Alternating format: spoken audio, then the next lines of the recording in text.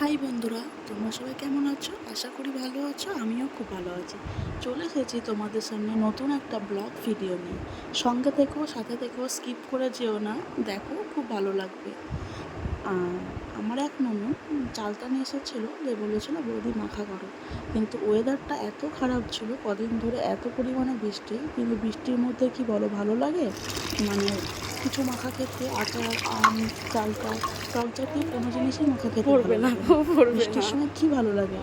Chop, সিঙ্গারা, পকোড়া এগুলো। তাই মাখা করা হয়নি, ঘরে ছিল চালতাগুলো।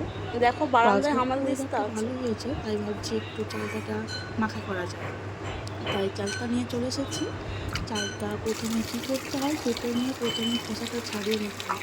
খোসাটা না ছাড়ালে কী হয়, তেতো লাগে খেতে। ওই জন্য ভালো করে পরিষ্কার করে খোসাটা ছাড়িয়ে নিয়েছি, তারপরে পিস পিস করে নিয়েছি। এখন একটু ভালো করে ধুয়ে নিচ্ছি, কারণ যেহেতু খাবার জিনিস একটু ভালো পরিষ্কার করে না ধুলে কী হয় বলো তো, মানে কিছু পেট খারাপ হতে পারে। তার জন্য একটু ভালো করে ধুয়ে নিলাম, যেহেতু খাবার জিনিস।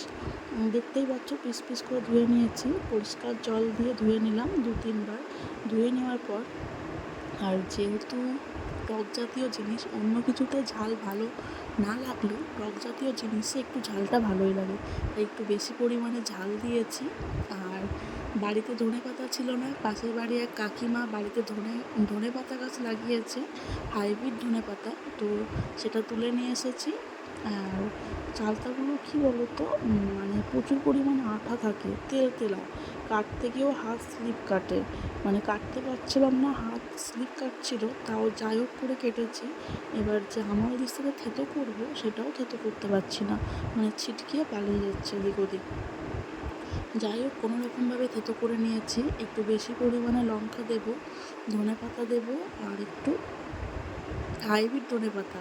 বেশ ভালোই সেন্ট ছিল, ভাবছিলাম কেমন হবে খেতে, কিন্তু অনেকটা দেখতে আলাদা, কিন্তু সেন্টটা আছে দেশি ধনেপাতার মতনই। আর দিলাম একটু বিট লবণ। আমরা যেসব সাধারণ লবণ খাই, তার থেকে বিট লবণটা দিলে কী হয়, স্বাদটা আরও দ্বিগুণ বেড়ে যায়। জানি না কেন, খেতে খুব টেস্ট লাগে। তাই একটু বিট লবণ, ধনেপাতা আর লঙ্কা থেতো করে নিলাম। পুরো থেতো করিনি, আর থেতো করে নিয়েছি। তার মধ্যে দিয়েছি আর একটু পরিমাণে চিনি দিয়েছি, কারণ জিনিসটা খুব টক ছিল, তো একটু হালকা পরিমাণে চিনি দিলে ভালো লাগতো। আর জানোই তো, টক ঝাল মিষ্টি যদি সমান পরিমাণ